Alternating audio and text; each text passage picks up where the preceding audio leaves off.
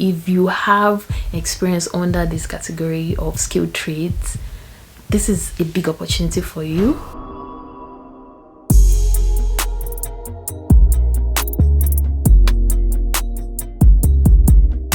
Last week, an express entry draw was announced for applicants under the Federal Skilled Trade class. The score was 436 and 1,800 applicants were invited to apply for their permanent residency. Now, this was the first one that was done for the year, and the score was very low, and incredibly low compared to other express entry draws. And there were 1,800 people were invited to apply. That is just amazing, and I just feel like if you have experience under this category of skilled trades, this is a big opportunity for you. You don't need to wait until you get education in Canada before you can apply for this. So if you are an electrician, a plumber, a baker, construction worker, and so on, I'm going to talk about later in the video, and you are interested in becoming a permanent resident of Canada, and you're thinking of how you can do it, what are the requirements you need, what are the steps you need to take, how much money do you need to prove in your bank account, just keep watching. I'm going to explain everything. I'm going to break it down as fast as I can in this video. So what is skilled trades? Skilled trades are things like you need vocational training for.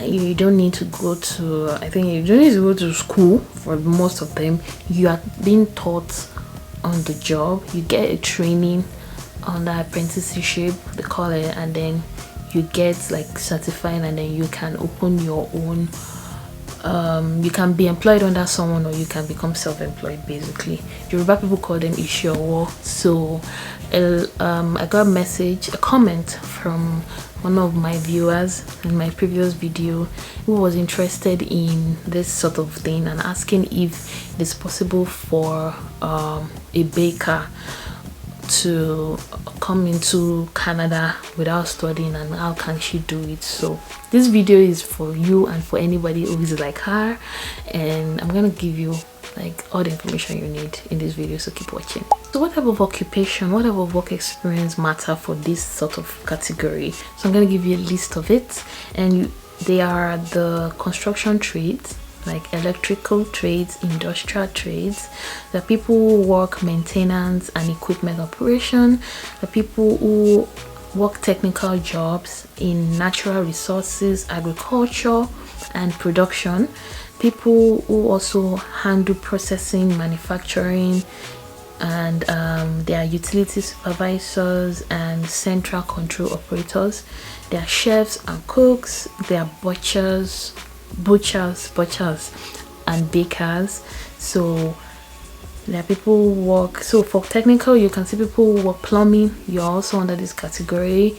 Bakers, electricians, construction workers, agricultural, farmers, really, utilities, processing, manufacturing. If you've worked in factories, this is the category for you, and you've got work experience in it. And so how do you qualify for it? You need to have at least 2 years full-time working experience, or part-time equivalent of it. So when they say part-time equivalent, it's like even if as a part-time you've worked the number of hours that qualify you as a full-time worker. So you've worked in this category mentioned previously, and you've done it in the last 5 years prior to the time you would apply for your PR, and it has to be within 5 years. And another thing is you need to have a full-time job offer at Canada for at least 1 year in length, or a certificate of qualification in your trade. Another thing is that you need language skill for each language category. So like you need to be able to speak English or French, but mostly you need to be able to speak English, and you need to have proof of settlement funds. So this is for people that if maybe you didn't get a job offer, so you need to show proof that you can, cater for yourself as an immigrant after you move to Canada. So you need to have enough money in your account. How much do you need as a family of 4, or as a family of 2, or as a family of 7, or if it's just you, I'm going to explain that later in this video. Last thing is that you can live anywhere in Canada except from Quebec. So if you're intending to move to Quebec, this is not for you, but every other province in Canada, yes, this is for you. So what are the things that makes you unqualified for this category? So if you have a work experience but you were not paid for it, it might not work. Or if you did it during your apprenticeship or training, if that work experience you want to use to apply for this was during your apprenticeship or it was for your training and you were not paid for it, you can't count that as a work experience. You cannot also count it as a work experience if you did it as a volunteer job or part-time or during study. You cannot count it. So this is for people who have experience in it and they've been working for at least 2 years. So after having all these things that I just mentioned, what are the next steps that you need to do? The first thing you need to do is to go to IRCC website and need to go and check your job duties. See if the job responsibility you have right now falls under the NOC. NOC means National Occupational Classification. It is like a guideline for people who are applying for PR and to see the kind of job duties that qualify you for that category you're applying for. So for me as a care worker, let's say if I want to find out my NOC, if I want to find out if my job falls under the NOC, which is like the required skills that Canada needs for people they want to have, people that they want to come to their country to work and get a PR, you need to check it. So for me, I would check NOC 3, tier 3. So you need to check for your trades. It is very easy for you to check it. You can just go to the IRCC website. I'm going to put a link in my description box to just check that. So I cannot place it for every of the occupation because it's going to be different for each trade occupation, right? So check it, see if all the things you're doing right now are the things that are listed on that NOC category, and if it is, that is great for you. And if you feel like it's a lot of English for somebody doing baking, you feel like yes, you're doing these things they're saying, but it's not in this it's not in the way they've written it, but it is basically it. Yes, all you just need for you to do now is to create a CV detailing everything you've done. Create a CV of your work experience, and then you start to look for a job offer here in Canada with that job experience. So go to jobbanks.ca, go to indeed.ca, go to glassdoor.ca, provincial, like your province, the intended province you want to go to the province websites. There are careers listed on some of those websites as well. For Saskatchewan, if you're interested in working in the health if you're interested in working for the government under the health category, there's a website for people for that. So it's called SHA. So things like that, I believe every province will have things like that. If I want to go, what do a program want to do working for the hospital? Trust me, there are jobs that you just need to know where to look for jobs. So, and all you need to do is online. Scour the internet for job opportunities. Nobody can do this for you. You need to do this by yourself. So check all those links. I'm going to drop them in the description box once again. Let the Google be your friend now, or if you have people already in Canada, they can tell you what to do. It also helps. But if you don't have anybody, you're doing this on your own, you don't know what to do, so go online right now and start searching for those jobs. That is the biggest thing you can do for yourself. Trust me, the jobs are there. You just need to apply, and do not give up after applying for 2 jobs. Please apply to as many as you can with a really good written CV. Another thing is that if you were self-employed as a baker or as a plumber or as an electrician, and you are thinking, my god, is this going to work for me?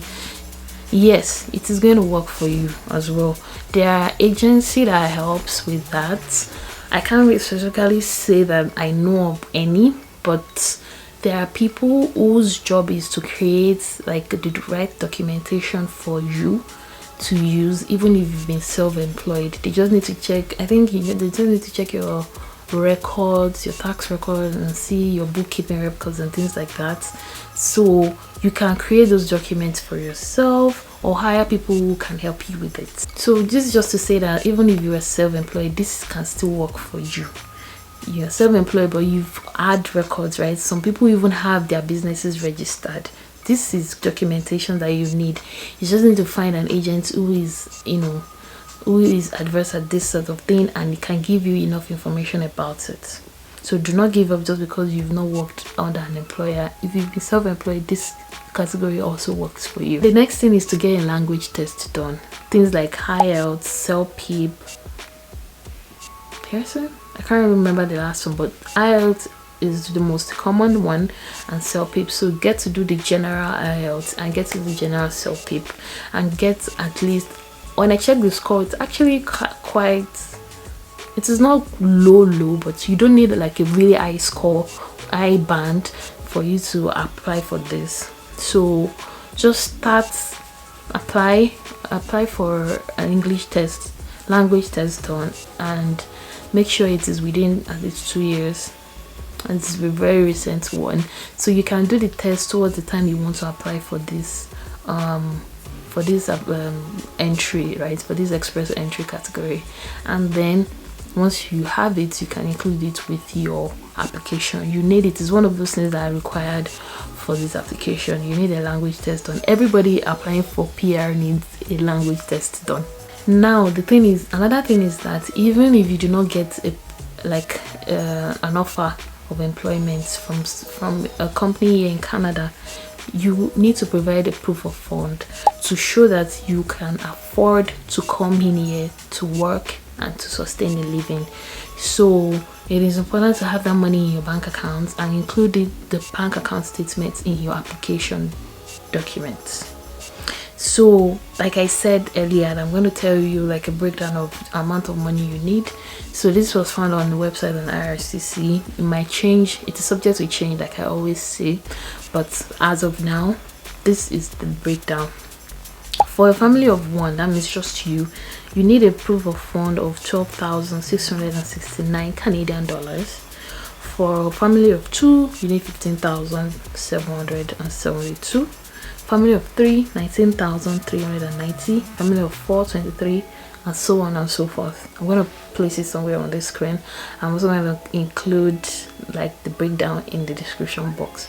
So find out how many people you're going to be bringing in. Even if your family is not going to come with you immediately, you still need to have them put in your application, right? So you need to have that money already in your account. Now proof of funds are always tricky, but you need to show that you can afford to come and stay here, and it is very important for you to have that money, because trust me, coming in here and not having any money is just, you need to pay rent, you need to provide bills, you need to pay your bills, you need to find a place to stay, you need to eat, you need money to be able to do that. So have that money saved. I understand how difficult it is to raise money for this kind of thing, but trust me, you need the money. You need that money, especially if you don't have anybody here to support you. You need to have that money saved. And when you get that, prepare all your documents and apply. Applying for express entry is one of the most straightforward things ever. It requires you just having all the documents you need, having your information intact, and including them on the website. That is all you need. So yes, if you're not confident enough to do it on your own, you can get an agent. Make sure the agent understands the things that you need, and so you are always prepared and you have access to your account, right? It is very important for you to always get all the messages on time. So if they need you to apply, they need you to add more information, you can always get there and upload those documents as fast as possible. So once you have them and you've created an express entry account, all you just have to wait for is the next time they announce a draw. And if your score after placing every document, the websites would give you a score and tell you if you are eligible for entering the express entry draw. So once you are in the draw and the score that they announced, the IRCC announced, is up to what you have, that's it. You are invited to apply, and God's grace, you will get a PR. That's it. So yeah, I hope I did this justice, and thank you so much for the lovely commenter who asked for this video. I hope I've been able to answer all your questions. If you also have an idea of a video, let me know. I'll research it and I'll get back here and provide all the information that I find on the internet. So like I said, just like a recap, get a CV done. First of all, go to the website, check your NOC category, see if these are the job duties that you are familiar with as your work experience as of now. Make sure your work experience is at least 2 years full-time job within the past 5 years. Get to applying on the internet, scour the website, scour the internet and find a job offer. If you cannot find a job offer, you can come in with enough money to support yourself, get your language test done and apply for express entry. So that's it. Thank you so much for watching, and like I said, if you have any questions, let me know. Please, to support this channel, subscribe, hit that subscribe button and like this video and share it with everybody, your family, your friends, your grandma, your grandpa, your enemy, your sister, your brother. Share my video with anybody you feel like would benefit from this video. Do not forget to click that bell button so you get notified every time I make a video. So yeah, that's it. It is very hot right now in Saskatchewan, so you can see behind me there's a fan. It is like 33 degrees, which is very hot, so you can't complain. The next few months is going to be cold again, but I can't wait for you guys to come to Canada and enjoy yourself. And thank you so much for watching. Let me go now before I start blabbing. Thank you again. Bye. See you in my next video. Bye.